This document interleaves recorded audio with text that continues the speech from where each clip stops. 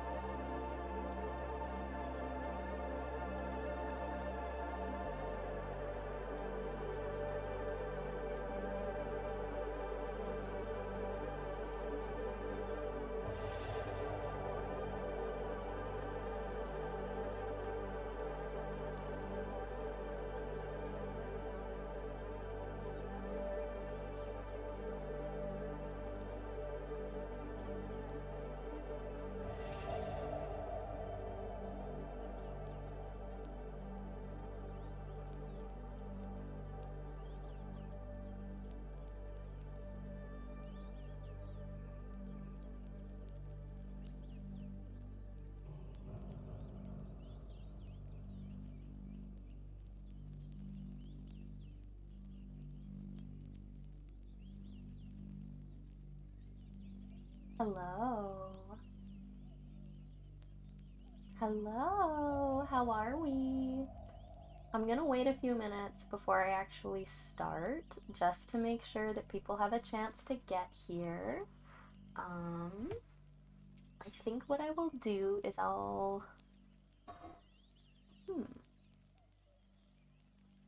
if there isn't a whole section for mushrooms and worms, I'm gonna need a refund. Well, we do touch on those subjects. We most definitely touch on those subjects. Demonic Microwave, welcome. I haven't seen you around in a little while. So, what's happening today is an educational stream. I hope you're ready to learn. Um, I've put together a PowerPoint presentation for us, and we are going to learn all about soils today. I hope you're ready. Yeah. But yeah, I think I might pop back to the starting soon screen and come back in about maybe like 3 minutes and start then. I'm just gonna give people a little bit more. I'm gonna give people a little bit more time to get here, okay? Because I don't want to start and then have everyone be like, "What are we talking about? What are we talking about? What are we talking about?" Because people be like that. So yeah. Oh wow, the plant person. Yeah, that's me. Me, the plant person, who's gonna teach you about soil. Anyways, I'll be right back.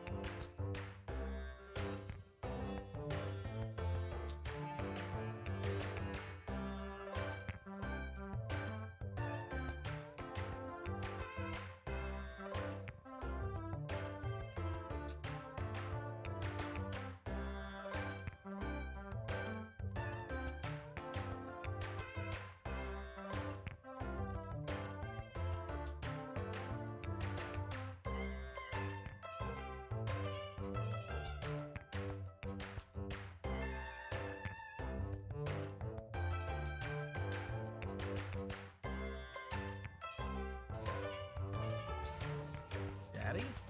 Sorry. Daddy? Sorry.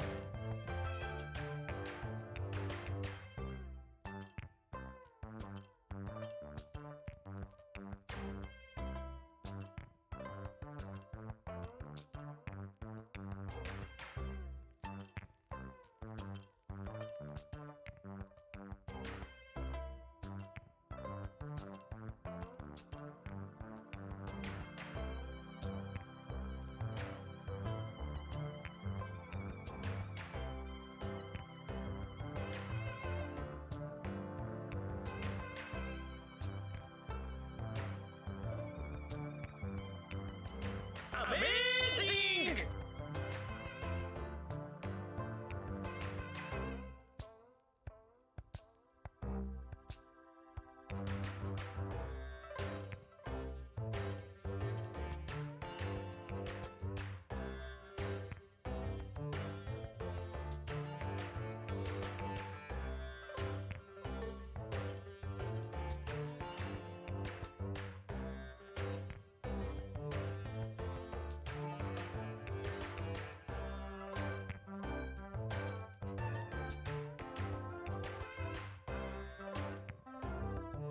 Step on me, mommy.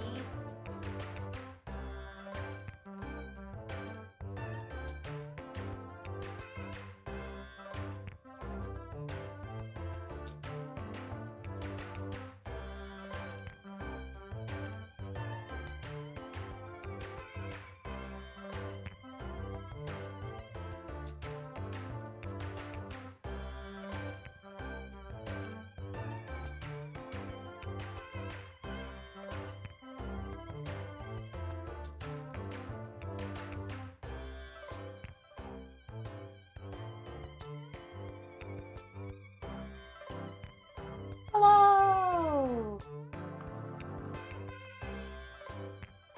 Verdosh, you did it wrong. You gotta go this way. Hello! How is everyone? We got Rev, we got Dink, Queso's still here. Gary! Hi, Gary! Ooh! Okay. Okay. Okay, friends.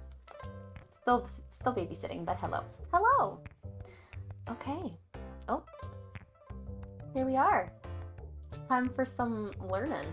I don't know how to get rid of the bar on the top because then my PowerPoint gets too wide and I don't like it. So we're just gonna have to deal with that. You'll be okay. 13-minute intro? No thanks. Yeah, well, I didn't want to start my presentation with no one here, so deal with it. Okay. Let me turn this music, off. As much as I enjoy it. Okay. Welcome. So, you guys, you got all the stars. You got all the stars on the star chart. And, don't be rude. Shut up, Red. It's my stream. I'll be as rude as I want. Yeah. Hi, Dink. We're gonna learn all about dirt.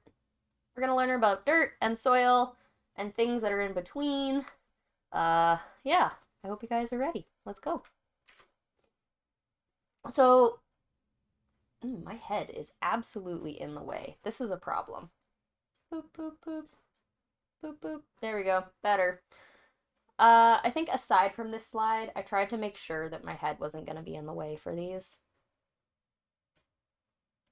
Anyways, so I wanted to let you guys know that our soil texture compass is a place.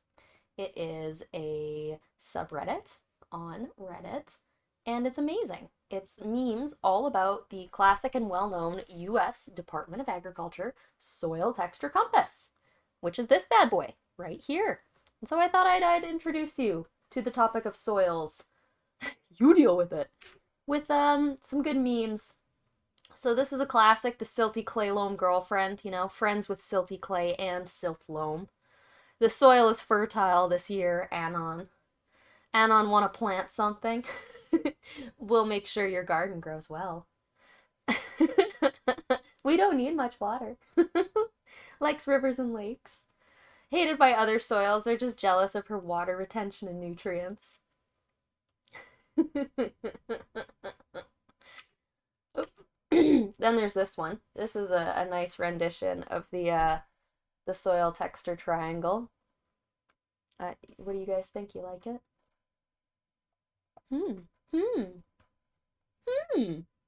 This is a good one. You know, there's the loam. We love loam. Loam is nice.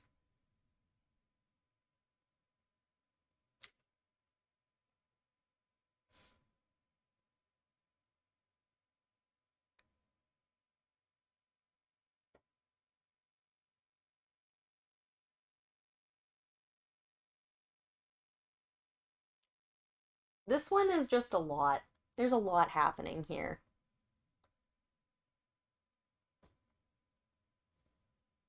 You know? Don't time him out! Red, quit it. Sorry, babe, no sex tonight. I'm role playing as Soil online. This one made me think of Cheaties. Okay, so, Soil. What is it? You know, as I do my arms in the gesture that suggests I'm. Holy shit! Holy shit! Hello! Hello! Welcome, Raiders! You missed the memes, but we're about to start the educational portion. Hi! I'm gonna teach you guys about soil. Welcome to my PowerPoint lecture about soil. We're learning today. I hope you guys are ready to learn. Okay. Okay. Yeah. So, soil. What is it? Thank you for the shout out, Red. Can you give her one of the other shout outs as well? What's the other shout? Where's it? Shout out. There we go. There we go. Okay, back to the PowerPoint. Everyone, welcome. I hope you have a good time. And save your questions for now because I'll have a Q&A at the end. So, soil, what is it? Soil is defined as, in general terms, by pedologists, the naturally occurring unconsolidated mineral or organic material at the Earth's surface that is capable of supporting plant growth. Typically, very grounded topic. I like that. That was good. Typically, it's about 10 centimeters deep. That's kind of like one of the pieces of information. Dirt. What is dirt? So soil and dirt are not the same thing. When you're speaking in definition, like what the definition of each of these things is, soil is the material that occurs on the Earth's surface, and dirt is soil that's been removed and is now out of place. So you scooped some soil up and it's in a pile on the driveway. Well, now it's dirt. Yep. That's how that works. If you go up to a soil scientist and you're like, "Hey, what do you know about dirt?" They're going to be a little annoyed. Yeah. When I took this, I took a soil science class in university, which is where a large portion of this information has come from, my review notes. Yeah. Yeah, that's one of those big takeaways I got from school was it's not dirt, it's soil. Okay, and then potting mix. So potting mix is the shit you grow your houseplants in. And it's neither. It's not soil, it's not dirt. It's a combination of peat, sphagnum moss, perlite, and vermiculite. It's a sweet, soilless medium that is largely resistant to compaction. So it's not made of soil, it's just these other biological materials. Okay, so these are the functions of soil. This is what soil is capable of doing. It's a medium for plant growth. It's a regulator of water supplies. It's a recycler of raw materials. It's a habitat for soil organisms.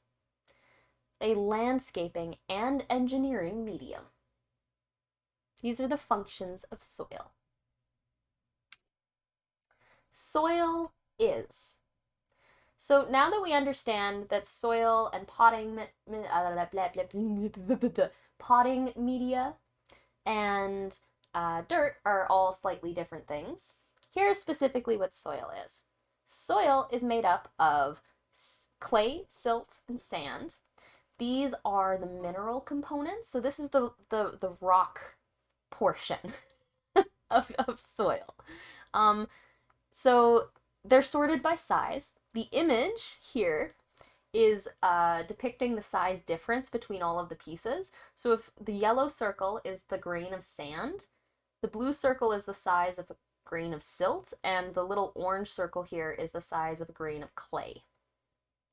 So soil is made up of about 45% minerals. The minerals, what about under soil? Does it have an impact? We will get to that. So right now I'm just kind of talking about the structure of soil, and then I'll get into, yeah, just wait. Hold your questions till the end. So it's 45% minerals. That's your clay, silt, and sand. 5% or so organic materials. That is, well, yeah. So it's the decomposed plant and animal materials in the soil. So things like dead leaves, old roots, wood and stuff that have decayed in the soil, any kind of animal material that is decayed on the soil surface or in the soil. Compost technically counts as organic matter. And then you've got about 25% air and 25% water. It does not mean that it's water that like you can see in the soil. It just means that it's I don't know how okay, we'll get to it. We'll get to it. Anyways, air and water are in the soil. It's just a part of it. Yeah, and then you have soil organic matter, which we talk about here, 5% or so. It's a very, very important part of your soil. And then soil microorganisms. This is the living aspect of the soil. Bugs, worms, bacteria, fungi, all of those lovely things that live in your soil's biosphere. Okay. So soil has structure, and that structure, they're called aggregates. So if you were to dig through your soil, you know, it doesn't just like come apart like sand. It's in chunks. These chunks can be divided into these kind of generalized structures. Oh, why? Bottom of this is cut off for some reason. Let me. There you go. Now you can see it. So these are the structures that you'll find in soil. These aren't, you know, horrendously important, but basically having these structures in the soil is how you're able to have air and water coexisting in your soil sphere. Because of these structures, you end up with pore space that allows for air and water to accumulate. And anytime you go through your soil, dig it up, you break down this kind of structure that exists in the soil. Oops. There we go. So soil can also be classified by colors. This is the Munsell soil color chart. It's kind of like the official working guide for soil colors. It is a big book with little holes that you can hold your soil underneath and like see if it fits any of the color chips. The blocky and massive ones are more fun to throw at people. I love it. That is the attitude that I was hoping people would come here with. So we have the color chart, and soil color kind of indicates a handful of different things. If you have dark brown or black soils, it often indicates that it's really high in organic matter. Those are the soils that are typically associated with agricultural lands. The grasslands are very high in brown and black soils. They're really good for agriculture. White soils indicate salinity or excess calcium. Red soils indicates a high level of iron. Gray soils, that indicates a cooler climate. I can't remember exactly why it's gray, but typically gray soils appear closer to Arctic regions. Yellow soils indicates a warm, moist environment. You won't see yellow soils around the Arctic. Um, However, there is sometimes black soils can mean that there's little to no nutrition. Um, Lots of manganese oxides. Sometimes when you're at the shop and you're looking for soil to buy, you'll see something called black earth for sale, and that's kind of this stuff. It's a low quality gardening soil, and it typically comes from deeper. Oh, hello, Gavin. Welcome. It typically comes from deeper depths. I'm a miner. I work underground, like 10, 15 meters underground, and that's why I worry about changes above in soil. Oh, well, we'll get to the layers. We'll get to the layers soon, and I'll explain those. We're talking about soil. Yeah, so I just thought you guys should know that, like ogres and onions, soil has layers. It has all these lovely layers. Isn't that nice? Yeah, we like layers. So, at the top here, we're going to go through each of these layers and I'm going to tell you what they mean. The O horizon, that very top organic layer, it's thin in some soils, thick in others, and not present at others at all. I'm a topsoil kind of guy. Yeah, I mean, as a pitcher plant, I have to agree, I'm a topsoil kind of gal. Yeah, so the organic layer is that surface layer. It is the forest floor. It is your backyard lawn. It is where the majority of the decomposing material is. It's where the majority of the living organisms live. It's that top layer. Mm-hmm. Mm-hmm. That is the organic layer. And then underneath that, topsoil is overrated. Topsoil is not overrated. We love a good topsoil around here.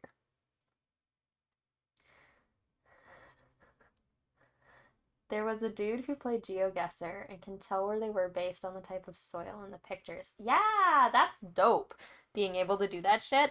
I would look at trees and try and guess based on that.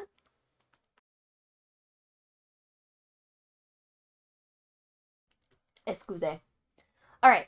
So, topsoil, mostly minerals from the parent material. So, this is where you start moving away from the majority organic material, and now it's a majority of what do you in the inorganic. Yeah, rock material, I guess. Minerals. Um, dun dun dun dun. In your A horizon, you can have additional the more fungi you find. Yeah, that's still kind of within the Horizon A and the tops or the Horizon O layers.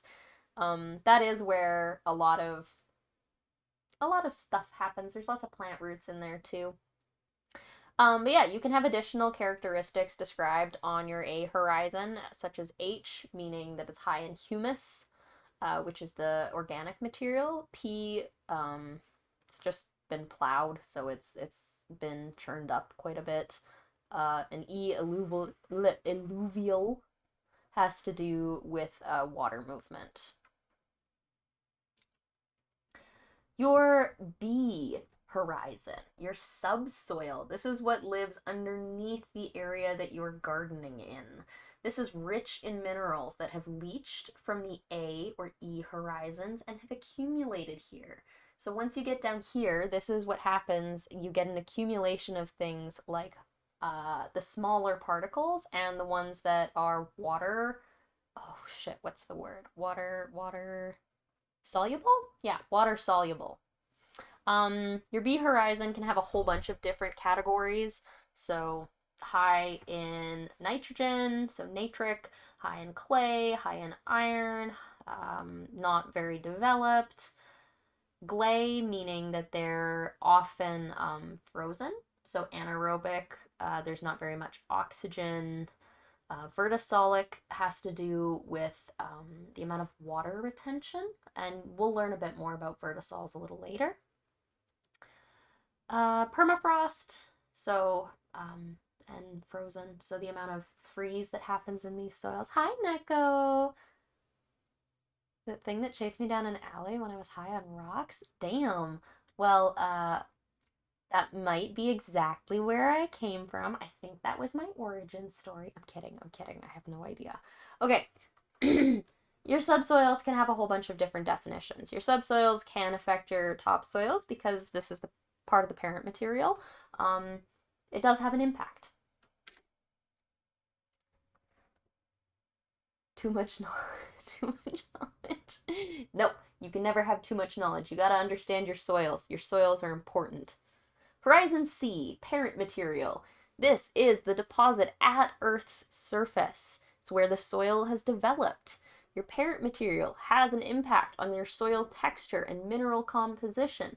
That includes things like sand, clay, silt composition, whether it's going to be an overly salty soil, whether it's going to be an overly iron-rich soil, etc.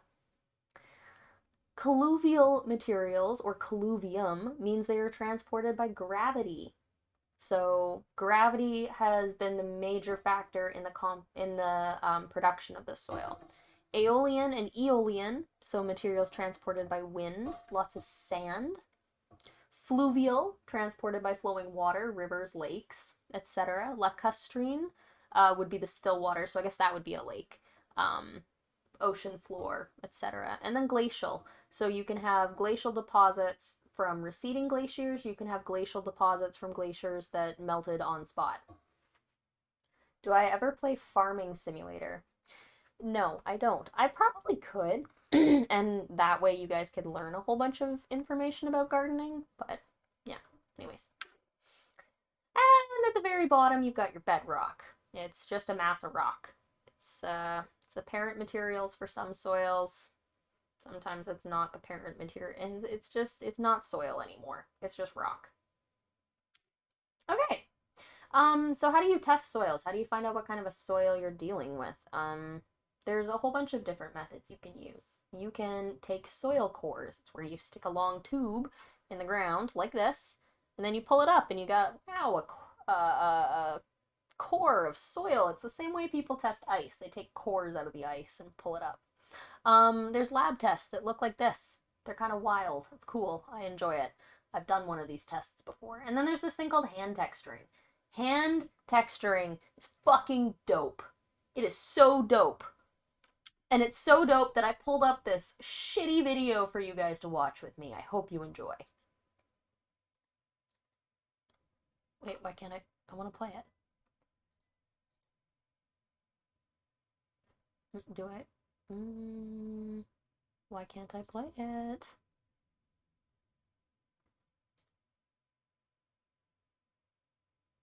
What is this?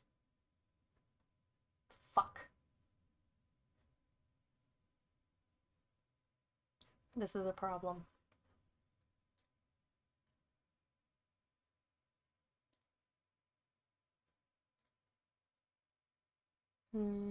Format options. There we go. We'll just watch it here.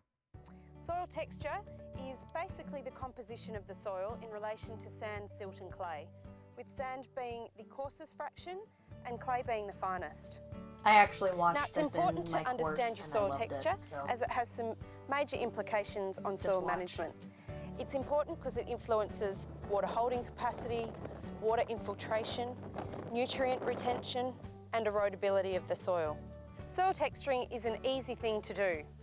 There are two main ways that you can determine your soil texture. The first is very simple. It's a soil test and sent away to the lab for a particle size analysis. The second, also quite easy, is to do it yourself in the field. It uses your hands and some soil, a very easy thing to do. See, that is Firstly, a very red soil. We take our soil that we've sampled, high in iron. You take it in your hands Very and you give red. it a nice little push together with your fingers just to break up the smaller pieces. Anything that's more than about 2 millimeters in size, You can also rocks do or this in your coarse backyard, fractions by like the that way. should be removed before you start texturing your soil. So we break it up so we've got a nice palmful of soil and we can begin our soil texturing process. If the soil's dry, then I would suggest adding just a little bit of moisture just to help it all come together. And then using your hands, push all the soil together. Dirt. Work it between your hands until it forms Pete, a nice Pete missed moist the talk ball. about You the don't difference want it too between wet, soil but you and need dirt. it to come together nicely. We may Nom, need nom, to nom, work nom, it nom, nom, for nom. 1 Nom, to 2 nom, nom, minutes, nom, nom, nom. and we really want to feel Nom, nom, nom, in nom. this 1 to 2 minutes what's present in our soil. So if you've got coarse sand, you can really feel the coarse sand within the soil. And while you're spending the Yeah, 1 just to go 2 pick minutes, up some soil why don't you somewhere think outside. about what you can feel? I often close my eyes to help the process. For example, if you've got sand, especially coarse sand, you can really see Yeah. it and feel it in the soil. If it's a fine sand, it might be slightly more difficult, but holding it to your ear, you can often hear the fine sand in there grinding together. Now, a clay is very much like plasticine. It forms a nice ball that holds together, and it's often quite Nom, sticky. nom, nom, nom, nom, nom, nom. And if you've got a lot of silt in your soil, like this one appears to have, it stains your hands quite a lot. It feels silky to the hands, so it's important to take that time to really feel what's in your soil. Bird, what the fuck? So when you've worked it together for a while, the next process is to form a ribbon. So we push it between our forefinger and our thumb. And in pushing that, we're creating what we call a ribbon. And we do this a few times so that we get an average across the ball. And I'll probably get about 3 out of this one. We push that through, and it looks like in the surface soil we're getting little ribbons of about 1 to 2, maybe 3 centimetres maximum. Then you can use a ribboning chart to assess what type of soil type you have. So you should be able to now determine what the water holding capacity is likely to be in your soil, Yeah. the best plants that are suited for your soil, and any potential issues that you... So what she did, if you're watching, is she took soil from, I feel like I gotta sneeze, 1 sec.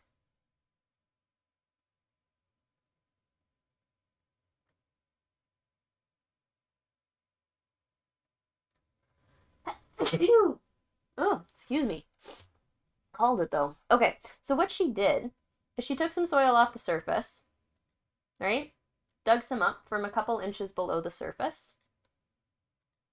Got it a little bit wet, not soaking wet, just a little bit so that it would clump together in her hand. And then she formed, where is it here? Formed a ball out of it. And so once you've formed that ball, you hold your hand flat and you see if it holds its shape or if it falls apart. Sneeze. And then the next thing you do is a soil ribboning test. And so that is where is it here?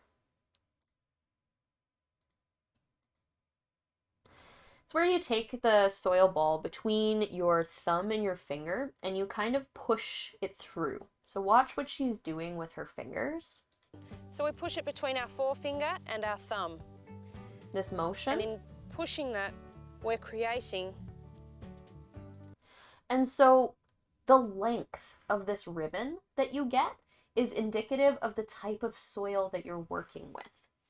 The length of this ribbon can be attributed to different soil types. You can find these lengths online, like soil hand texturing guides and stuff. If you really want one, I can also find one and post it in the Discord.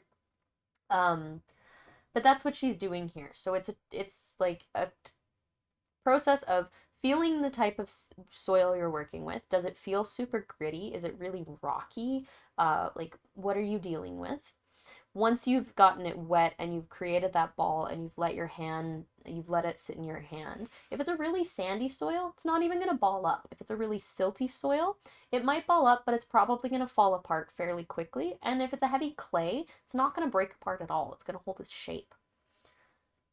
When you make the ribbons, same thing. Sand, it's not going to ribbon at all. It's just going to fall apart immediately. Silt, it might ribbon a teeny bit, but it's also not going to hold very strong. And clay, the percent of clay that you have in your soil is going to be directly correlated to the length of the ribbon, because clay sticks together. That's why we make shit out of clay.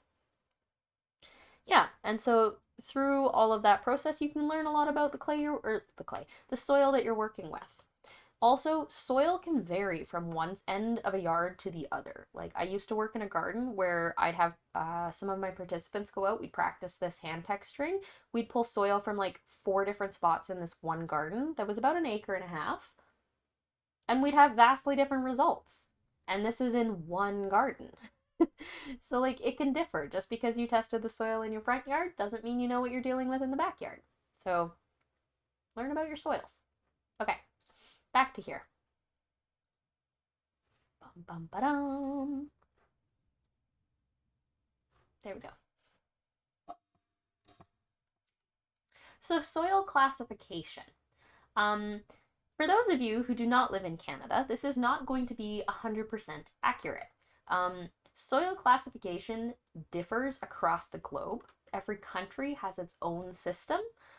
Even the FAO, the Agricultural Association that's like tied to the UN, has its own classification system. What I learned in school is the Canadian classification system because I fucking live in Canada. This is what I learned. So this is what I'm going to teach you guys.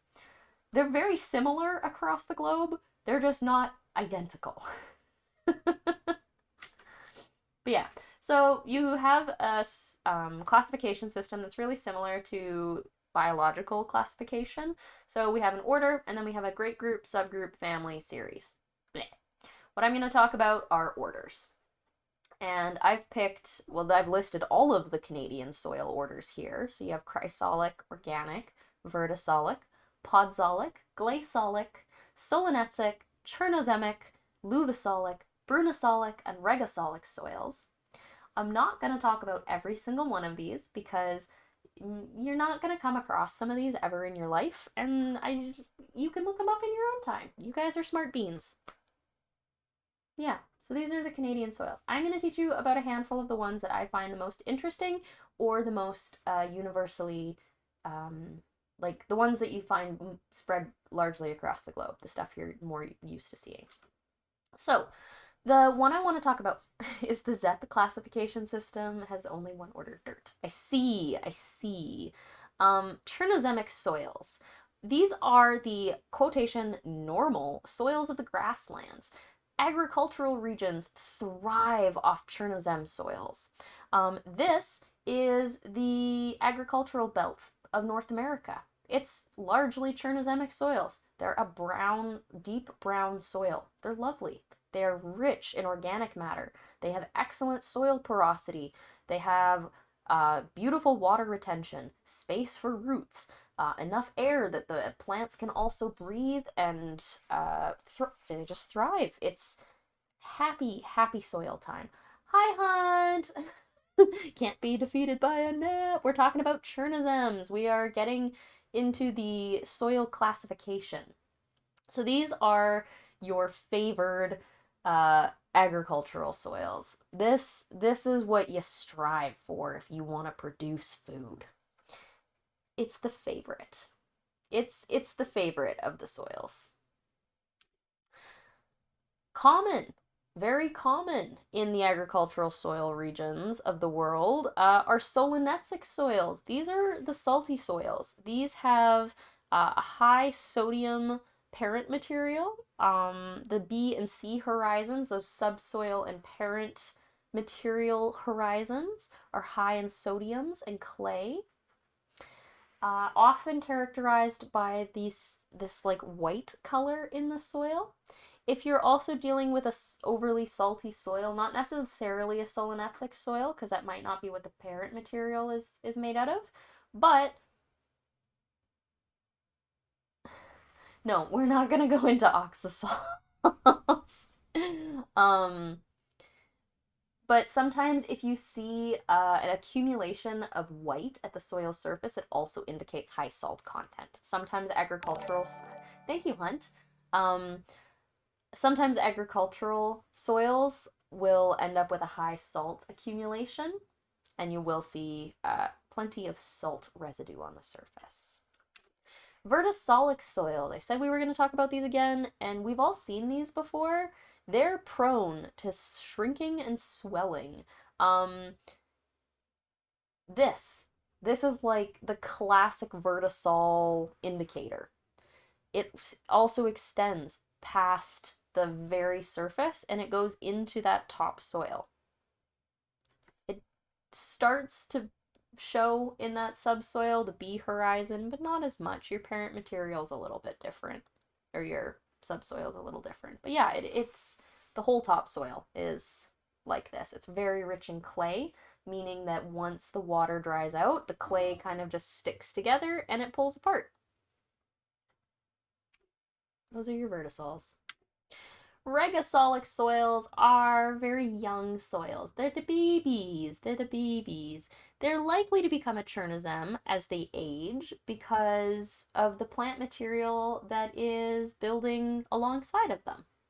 They have a thin A horizon, that topsoil layer.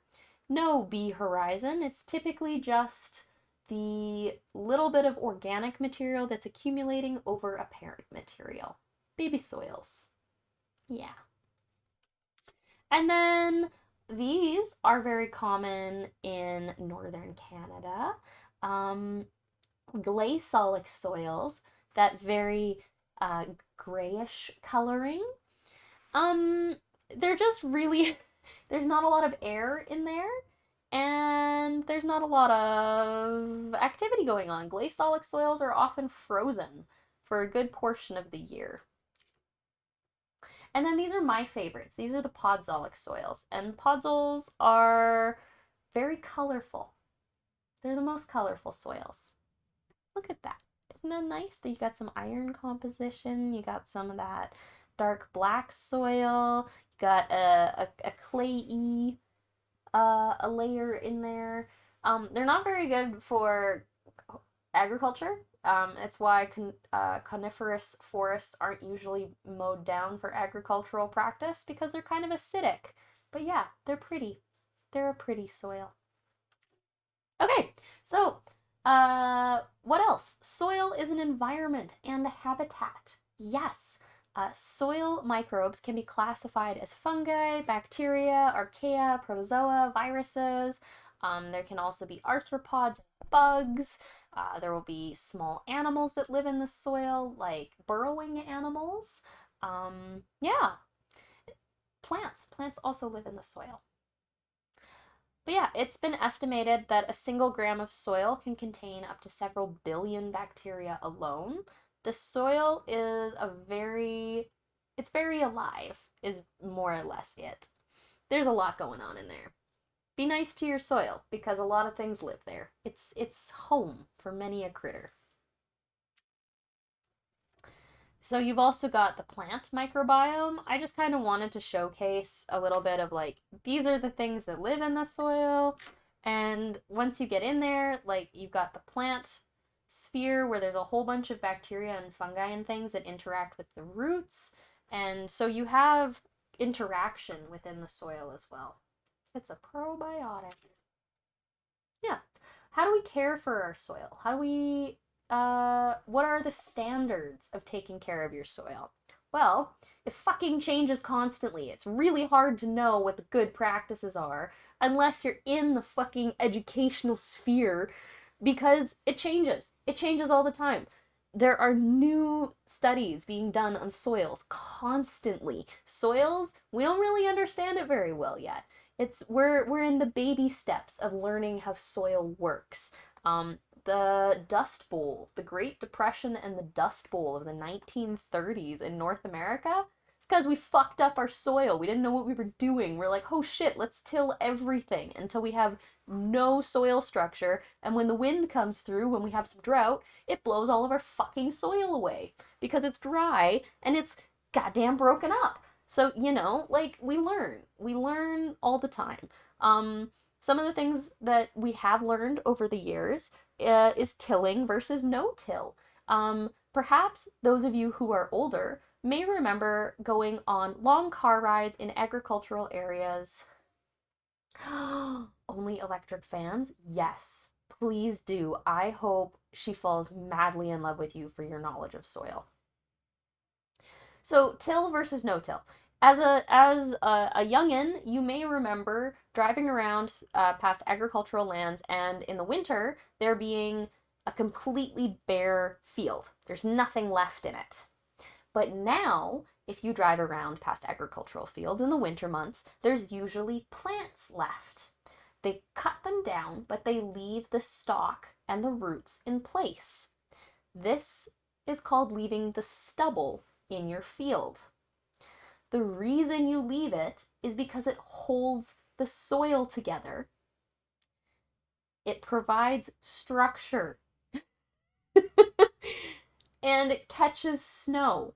So if you live somewhere where it's really bloody windy, the snow often blows off the soil surface. But if you have stubble in your field, it catches the snow. So in the spring, that snow melts in place and you get extra water. So till versus no-till is a really big deal. We have learned that excessive tilling of your soil is really bad. It used to be the gold standard, and now we know that we have to be limited in how often we use this. Methyl bromide versus solarization. This is really popular in the horticultural soil management.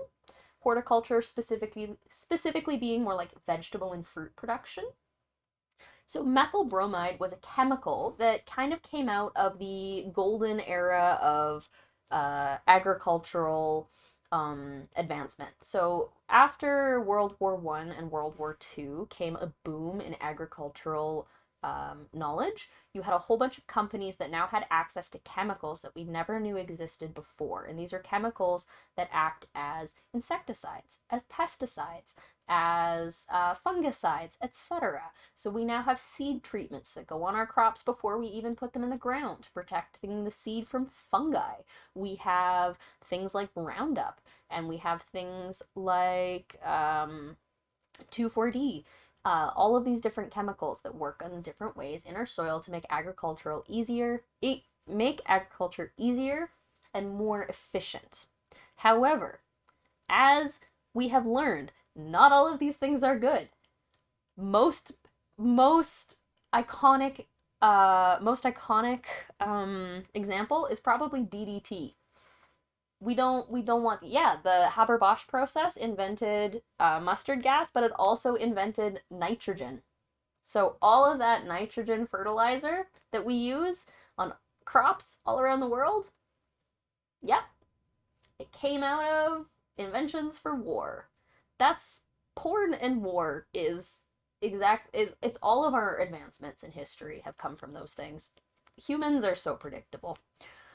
Okay, but yeah, methyl bromide was a chemical, it was a gas that was applied to the soil that killed things in the soil before you put your crop in. And so what they would do is they'd lay a cover over your soil, then they'd gas the soil underneath. It was incredibly toxic, but it worked like a fucking charm.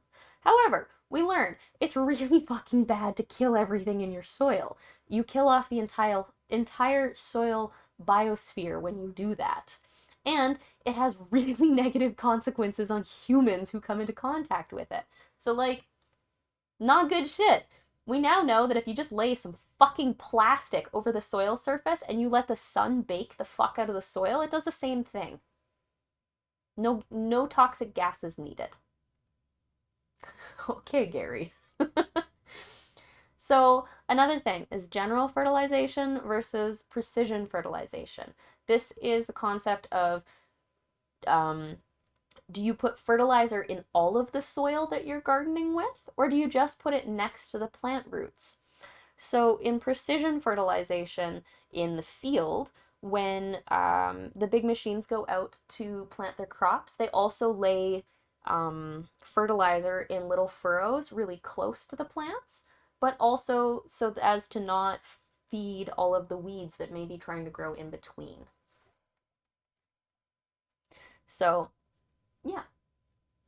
It also reduces the waste, the fertilizer waste, because that shit doesn't just live in the soil forever. It leaches out. It ends up in your lakes. It ends up in your rivers. It ends up everywhere. Yeah.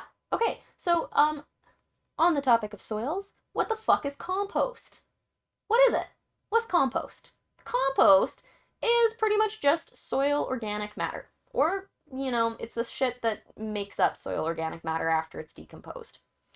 There's a whole bunch of different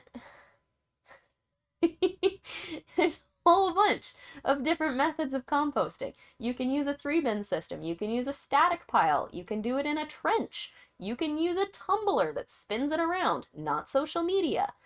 You can do vermicomposting, aka a worm bin. You can have a bin of worms in your house that eats your food scraps. You can do bokashi composting, which is super dope. Why is half of the CT in my stream right now? Bokashi composting is super cool. It breaks down meat and bone, so you can also compost meat and bone using fermentation. The process of composting involves heat or acidity levels that kill off most of the weed seeds and harmful bacteria that may be lurking in raw materials. This is why you don't put fresh poop on gardens. You compost it first. If someone's like, hey, I got horse shit, you want horse shit for your garden? You say, no thank you. I would love some horse manure compost, some well-rotted horse manure, but do not give me your fresh horse shit. I don't want that. Yeah. Also, when it comes to using poop for your garden, different poops, different levels of nutrients mean different things. Human poop, never. Don't fucking do it. Do not do it. Human waste is bad, bad news. Do not ever, ever, ever put it in your garden. Ever. Agricultural manures, so things like cow, horse, goat, sheep, all of those things, really good. Also require composting ahead of time. Same with chicken shit. Excellent compost, gotta compost it first. Yeah. Rabbit poop is the only thing that you can put on your garden without composting first. Their body system's just, you know, it's just grass. It's fucking grass. You can put rabbit shit right on your garden and you'll be fine. But everything else, compost the fuck out of it. What is compost made out of? So this is for a static pile, which is what that image suggests. It's just a pile that you don't do anything with. You just leave it there. You want about 1 part fresh green material, 2 parts dried brown material. You want water. It shouldn't be dry. It's got to have water. It should have air, so don't crush it to the point that there's no air pockets in it. And there should be soil microorganisms, because you need something to actually do the decomposition itself. So, where would you get soil microorganisms for a compost pile?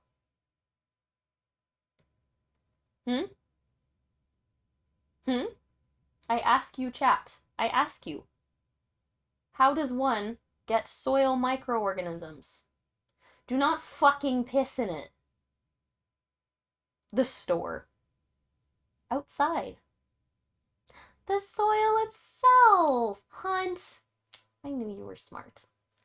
Yes. If you're pulling weeds, there's probably a whole bunch of soil stuck to the roots. Throw that in there. You don't have weeds, you just have kitchen scraps? Well, grab a fucking handful of dirt. Throw it in. Get some soil, toss it in. It comes with bacteria.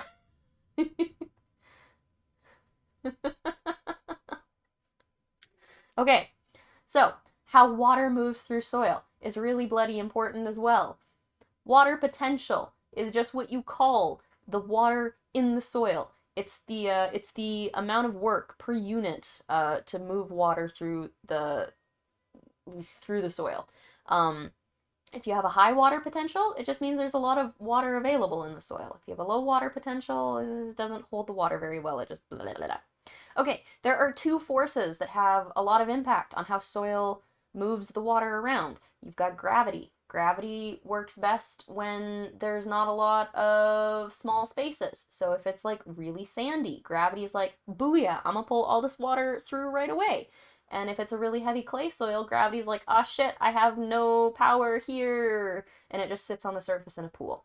So gravity is a big factor. So is capillary action. Capillary action is the force of water being pulled through the soil. So like straws, basically. So if you have like a sponge and there's a little pool of water and you just sit it next to it, the sponge eventually pulls all the water. Step on me, mommy.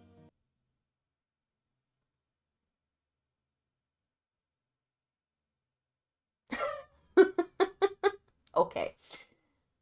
The sponge will eventually pull the water in due to capillary force. You have small cavities that want to be filled with water through cohesive and adhesive properties. I'm not going to go into all of it because I fucking hate chemistry and I don't like it and I don't want to talk about it. Topography is also a big part of it. That's what this image suggests. If you have a hill, the water goes down the hill.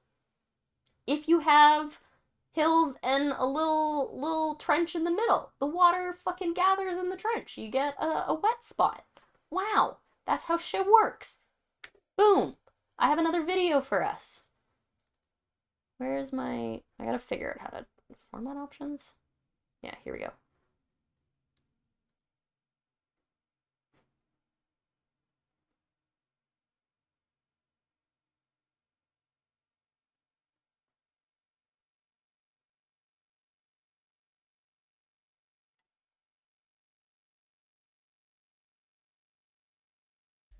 Water movement in the soil is determined by the distribution of potential within the soil profile.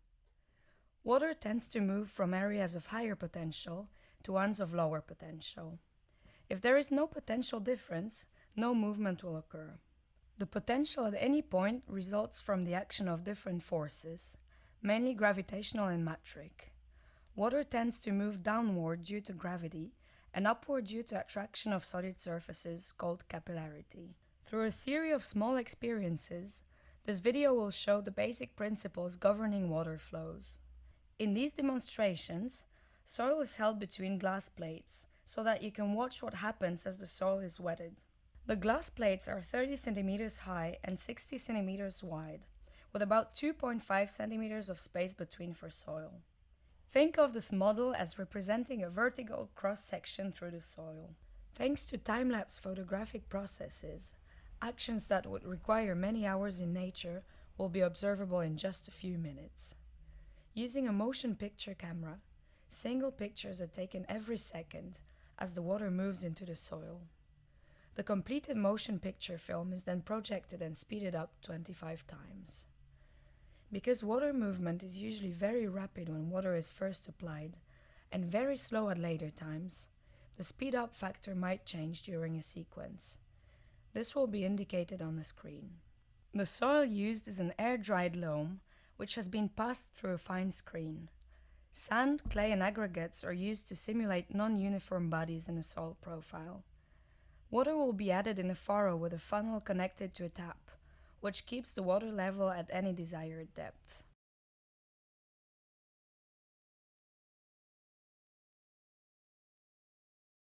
Before the sequences using time-lapse photography, here is a demonstration that illustrates the principle of capillarity. This principle is involved when water moves into dry porous materials.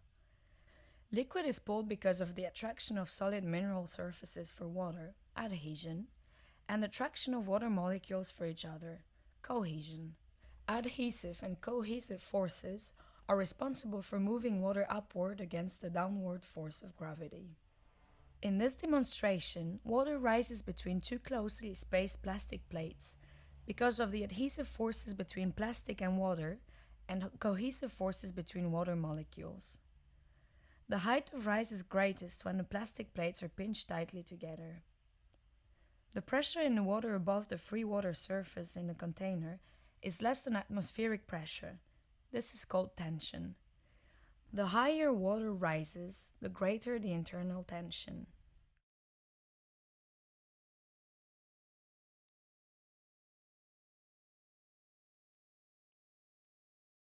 Now to the models and time-lapse pictures.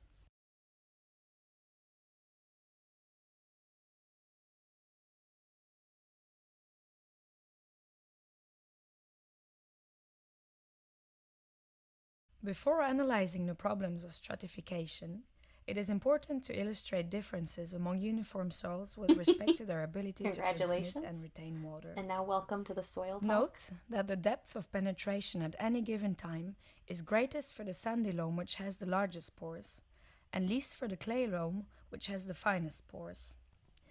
The finer the pores, the more the rate of water flow is restricted. Retention of water after the source is removed is greatest in a clay loam, which has the finest pores, and least in a sandy loam. Despite this, however, the net useful storage is greatest in a clay loam and least in a sandy loam. Although sandy loam retains less useful water than does the clay loam, it is a good soil in an irrigated area where lack of water holding capacity can be compensated by irrigation. The infiltration properties are generally good. Clay loams, on the other hand, are often difficult to irrigate because of low infiltration rates. But yeah, in dry climates where there is no irrigation, the water has already soaked through, and it will also dry out the fastest. The loam is in between, and a clay loam, which is really high, would retain more water in over a very, longer very period small of time. particles. Hence, dryland farming on We busted a fine-textured huge soils loam is earlier. Very nice. practical. God damn it! Why did The I invite rates you at guys which here? water would enter the soil is an important Okay. factor to consider when designing an irrigation system or when I deciding think on we've cultural... had enough. Anyways, we understand that water moves through a... Oh my god. Water moves through soil at different speeds based on what the soil is made of. We've learned that. Okay. What if you want to buy soil at the store? Right? This is the question that I'm sure some of you guys are just pondering right now. What products exist? Tons. I didn't feel like Googling it and listing brands and shit. So there's excuse me. You can buy soil in bags, and you can buy bulk soil, which is usually sold in half-yard quantities if you live in North America. They like to sell it to you in half-yard quantities because that is the equivalent of a Bobcat bucket. It's just easy for landscapers to sell shit in one bucket scoop. Yeah, so when you're buying soil, it kind of depends on what you're using it for. Are you putting it into pots? Are you using it in garden beds? Are you just trying to even out your soil surface so you can grow a lawn? Are you, like, what's going on? What the fuck you doing with your soil? Yeah. If you're using pots, you probably shouldn't even buy soil. You should get potting mix because it doesn't compact and end up becoming like a solid rock by the end of the season. Gardening soil versus turf soil. Oftentimes you'll see things sold like it's soil, it's dirt, but the difference is gardening soil often has a higher amount of organic matter mixed in, and a little bit of enrichment a lot of the time. So like if you get it in like by Miracle Grow, you buy little baggies of it, it's usually got fertilizer mixed in with it. Whereas if you buy something for turf like black earth or just plain old topsoil, there's typically nothing else mixed in with it. It's just like a low % organic material in with your mineral composition. So yeah. If you ever have a whole bunch of soil that you've had in a bag and it's dried the fuck out and it's just dusty and you don't know what to do with it, put it in a bucket and add some water and hydrate it. Get it a little bit wet before you put it in your garden. Let it rehydrate. Like a sponge! Now, what do you do if your soil's sad? Sometimes soil gets sad. Sometimes it gets old and tired and it needs some help. You can do soil tests.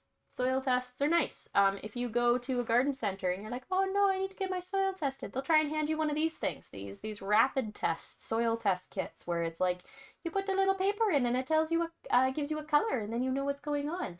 These work. I mean, yeah, it gives you an answer, but it's fucking stupid. Don't waste your money on these things. Like, if you know you need fertilizer, buy some fucking fertilizer. Get some fertilizer that has calcium and magnesium in it as well,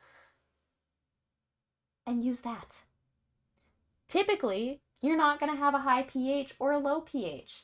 Most of the time, your issues have nothing to do with that. A lot of the time, it's a nutritional issue. Or it's due to the fact that you have no organic matter in your soil. And if that's the problem, for fuck's sake, add some compost. It's not that hard. Pests. Yes, sometimes you will have pests in your soil. Lawn grubs are a pain in the ass. Voles can be a pain in the ass. Hey baby, wanna dip my test strip into your soil? Ooh la la. Okay, other things that you should know. Mulching your damn soil is important. Do it. Soil doesn't like to be naked. Soil likes to have a cover on it. Where in nature do you find bare soil that's happy? You don't. Wood chips, grass clippings, hay, newspaper, with safe inks, you know? Don't be putting, like, the pizza ads that you get in the mail, like the fucking flyers. That ink is bad for your soil. A lot of the time, newspapers have environmentally safe ink. Typically, you can find out on their websites. But newspaper is safe. You can use cardboard, same thing. Make sure it's not covered in, like, harmful dyes. Cover crop. Grow something that just covers the surface. Doesn't have to be grass. You can use clover. You can use portulaca. You can, like, you can grow alfalfa if you want. Tarp it. You know what? You really don't know what to do? Add a fucking tarp. That's a good one. Okay. Do you have questions? I may have answers. I will preface this with this is the class I fell asleep the most in. But you can ask me questions. I'm gonna turn on music though.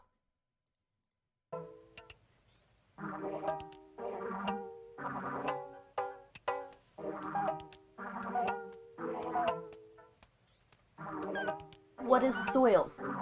Soil is nice. Why is the Nile soil so fertile in the middle of the desert? It's fish poop.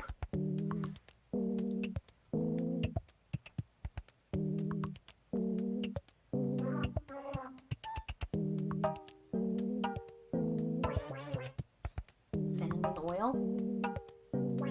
Yep, Dinkerton knows what's up. Anyone else have questions?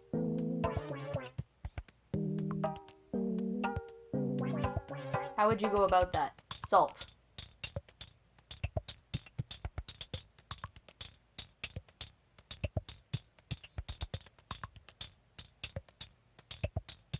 Tarp will keep your soil in place.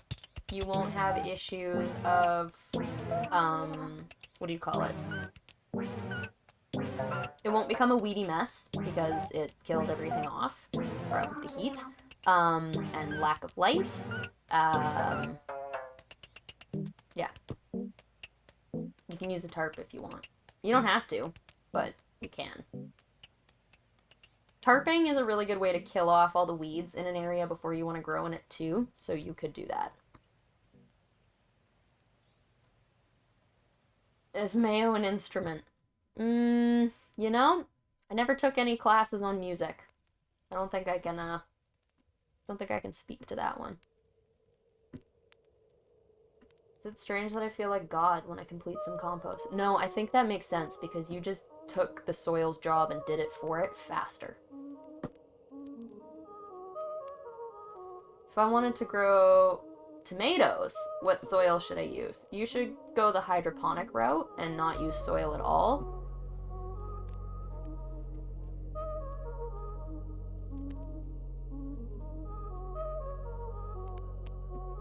Any other questions?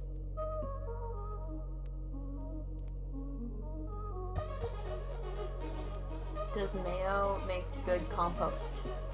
No, mayo is an egg-based food item, and you shouldn't put egg in your compost. You can put eggshells in your compost, but you probably shouldn't put egg in your compost. Animal products are typically a no-go in compost. To compost a body. Well, you'd have to go the bokashi route because you need to do the fermentation composting. I guess it mostly depends on how big is your bokashi operation. Because if if you just got one bucket, it's gonna take a while. You know?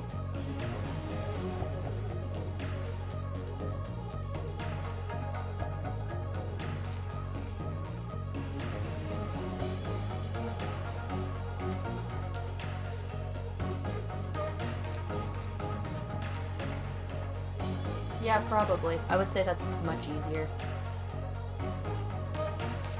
There's so many mine shafts out there. What makes steppe soil so poor? Probably wind erosion, and it's not a very thick soil. I would assume. Just soiled myself. What would you recommend for removing the stains from my underwear? Bleach. Bleach.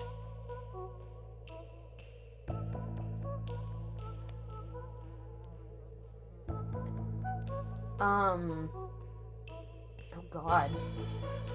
South facing porch. Well, you just gotta remember to water stuff pretty frequently. I don't know. It depends on where you live and what you have access to.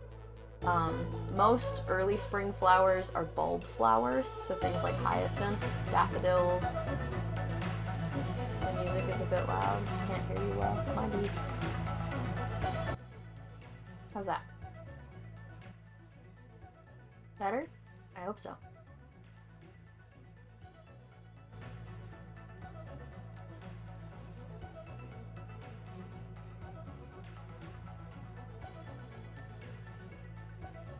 Oh, Brad has a question.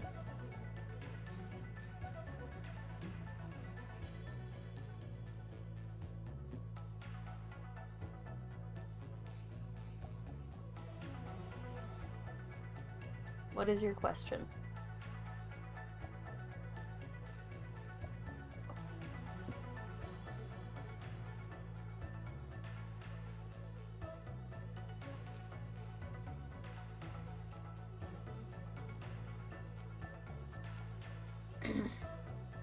No, those were just root hairs.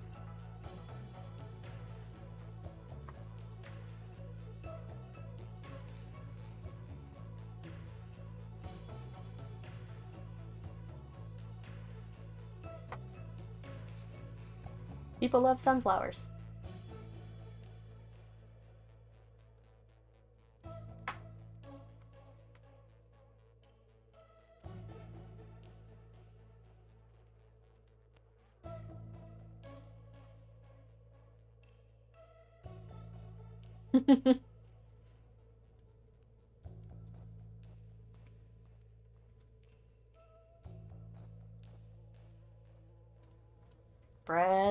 Bread.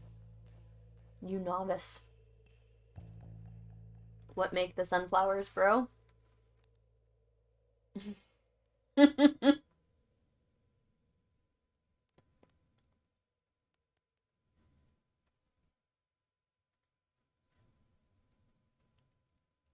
Any more questions about soil?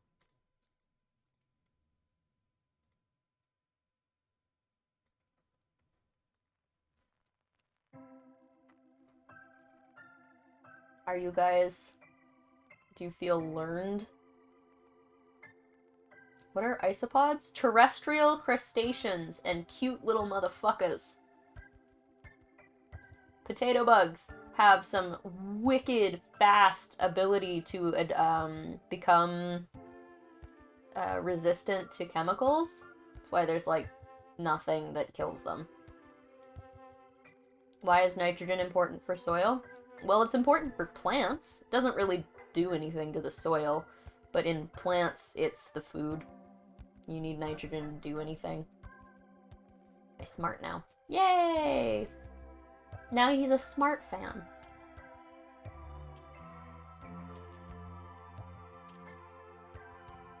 No, nitrogen is mostly just important for the plants and the animals and shit that live in the soil. It doesn't necessarily change anything about the soil itself. But nitrogen is often very water soluble, and so it moves through soil pretty quickly.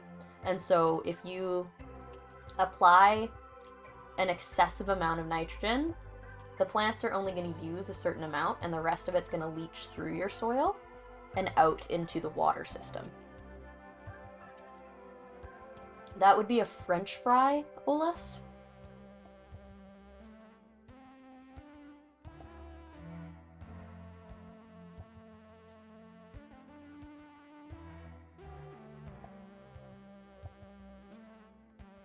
All right.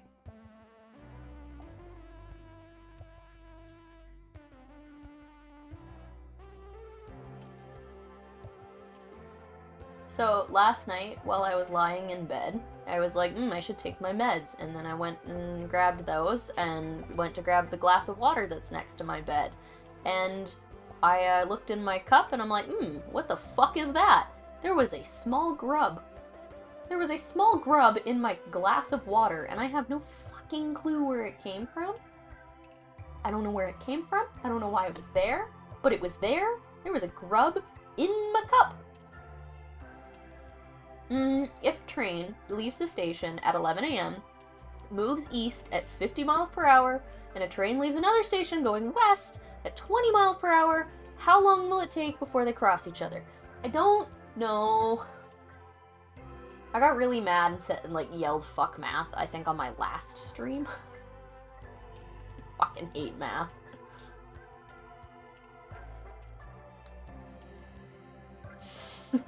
What are shallots? And they're just like small onions. I heavily use pesticides inside. That is how you get cancer. Good job, Bread.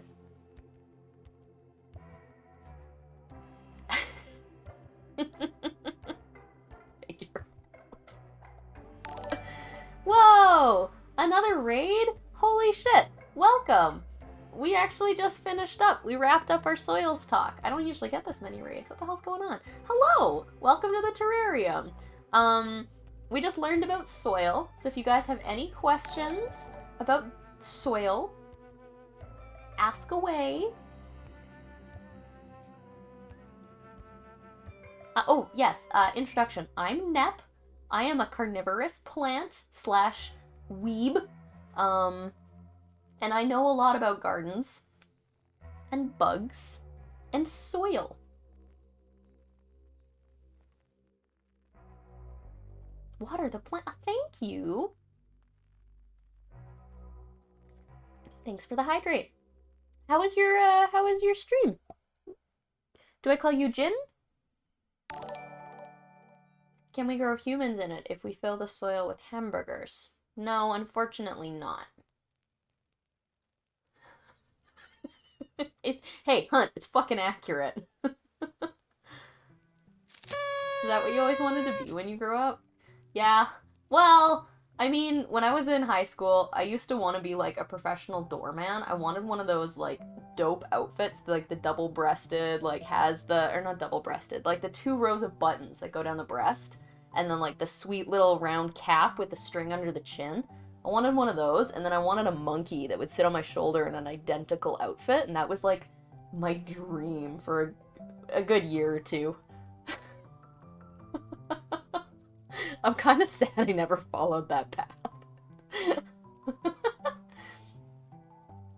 Which bugs are the most useful to soil, fertility-wise and all that? Bugs? Beetles, probably. Well, there's a lot of beetles that live in the soil, and then they leave their carcasses in the soil. Worms are really critical. Nematodes are really critical to soil. Yeah. Which soil tastes the best?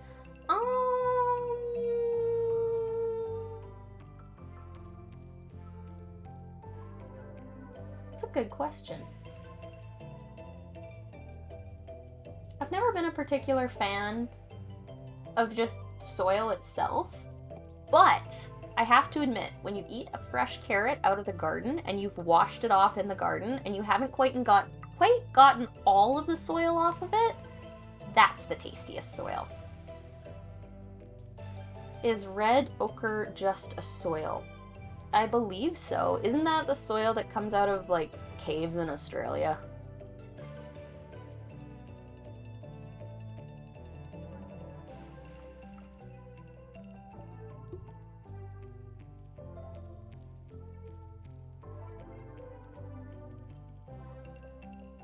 I miss anything?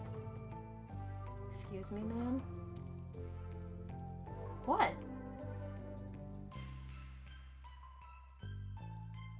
Oh, my bee.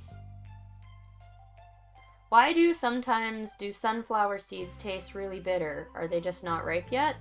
Yeah, probably. Yeah, probably. Or they stopped forming, partway through. Like, they just gave up. Yes. So you end up with other, what are they? I don't know, chemicals, oxides, shit in there. I don't know exactly why, but yes.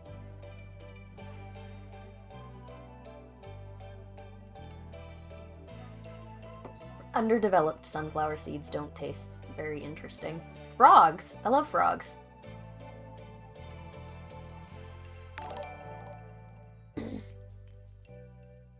In order to have a higher energy... Oh, yeah. I eat a lot of snacks. How many square meters of soil should I boof before I become one with the soil?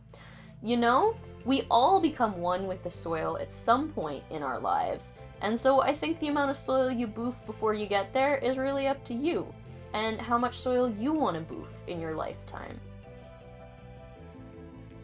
What if you took soil to space? I don't know, you'd have soil in space. What if you took anything else to space?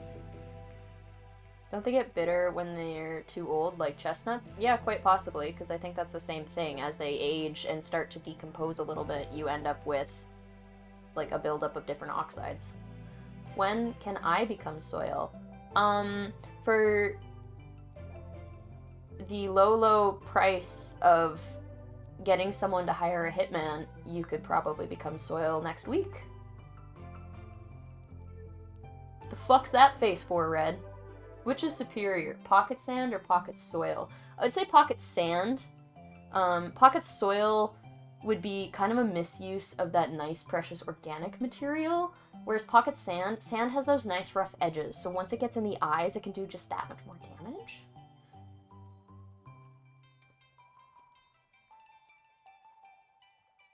Sky burial equals super based. Yeah, actually, I am trying to figure out how to have it written into, like, a will or some shit that I can decompose on the surface. Like, I want to go to a body farm and just decompose on the soil surface. No one disturb me. Let me feed the bugs. Which one came first, the chicken or the egg? Probably the egg, because reptiles laid eggs, too. Fish lay eggs, so egg, in general, existed before chicken. You didn't specify if it was a chicken egg, so egg. Soil me, mommy. No, I will not. Is there a place in the soil for machines? There are a lot of machines in the soil. I think machines make space for themselves. Soil? Excuse... Soil? Soil? Wait, where's the daddy sound alert? Someone... Where is that? Can I play that? Do I have it in here? Yes. Daddy? Sorry. Daddy? Sorry. What if it's really acidic pocket soil, though? The acidity of soil will not come across in the eyeball. Should have used mommy. Dang. When people die, they get composted and become mushroom food, which is, I think, is cool. You know, there's an X-Files episode like that, too, where they're in, like, this hospital and this Chinese janitor is, like, downstairs in the basement growing mushrooms off of the dead people from the hospital or nursing home or whatever, and he's feeding the mushrooms to the old people and they're getting better. And then the X-Files get called. And Skulder and Mully are like, holy fuck! He's growing shrooms and dead people!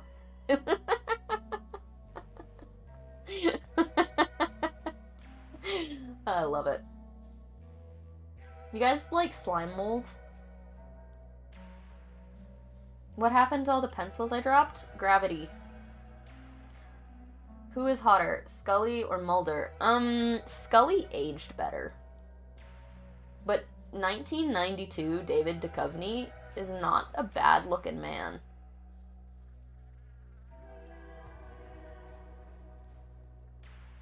TBH, it's all about Skinner, director Skinner.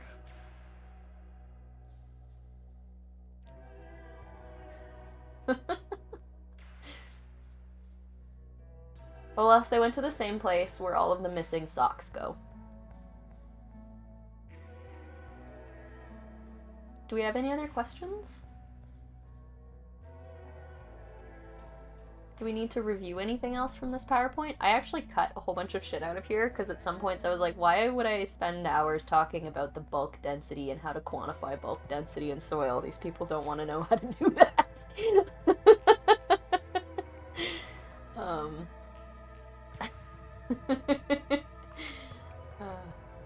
Yeah. You'd be surprised. Gimme. I really do. Okay, well, give me a second. I can find that for you. We can do that.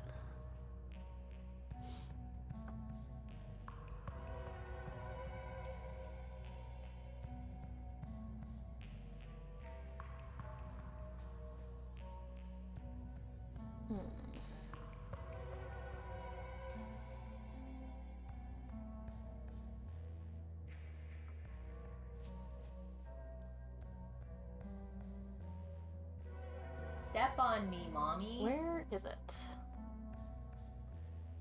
Soil genesis. That's not what I want. I want...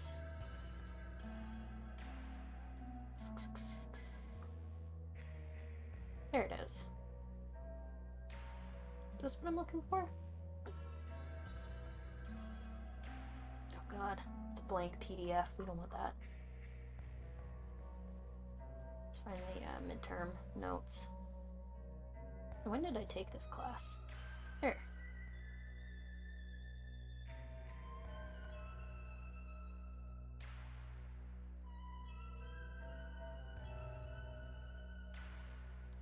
Okay, I think we're good. Okay. Dismiss, go away.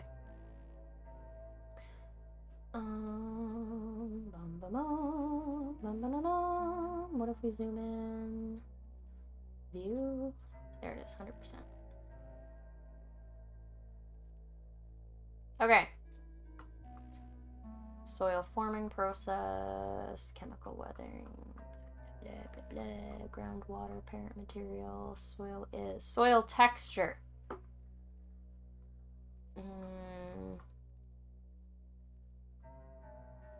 There we go. So when you're talking, about density of your soil, the amount of soil material to pore space, you're talking about bulk density and particle density. These are the equations that you would use to figure those out. To dry your soil out, you bake it. You put it in an oven and you bake the fuck out of it. It bakes out all the water. It bakes out and dries up all of the organic material, and you're just left with the mineral material. Yeah. But this is how you do it. And porosity is really important for soils because porosity is how much air and water your soil can hold. Oh. What else we got? We got all of... There we go. Udasols and oxasols. Udasols and oxasols. Hunt. Our nice tropical and subtropical soils.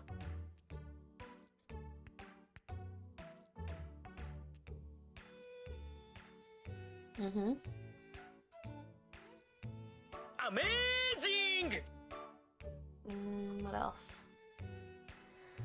Clays, colloids, cation exchange. Clay is really critical in the soil for holding onto different particles. that the plants can exchange with. It's like a little marketplace. The plants like, hey, I have this particle I don't need. I'll give you this if you give me yours. And then they trade. And bacteria and fungi help make those trades happen faster and better, more efficiently. Those orb things for moisture retention, those things are hilarious. I can't imagine you'd ever want to actually put those in your soil, though. That sounds like an environmental disaster. Yeah. The fate of water. Yep. Well, I hope you enjoyed that. Thank you very much for coming to my TED Talk.